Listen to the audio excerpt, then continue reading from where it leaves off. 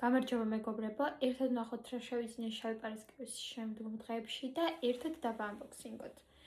პირველი იქნება Zara's ჯინსი, რომელიც ულამაზესია და ყველაზე მეტად მისი დავითა ნაწილი მომწონს.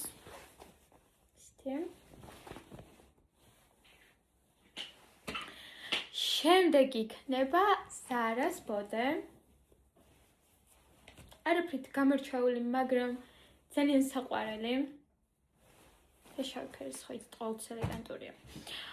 და Stradivarius-ის ის ფეხსაცმელი, რომელიც ულამაზესია და ძალიან მომწონს, ასევე გადავიდეთ მეიქაპზეც, ისიც მცირე არის, მაგრამ დამეკარგა. ისიც მცირე არა, დამეკარგა. ეს არის Diego Della Palmas ბრონზერ კონტური. 51 ნომერი და ბრონზერ პუდრი ასევე კრემისებრი. ის არის 62 თუ არ ვცდები კი.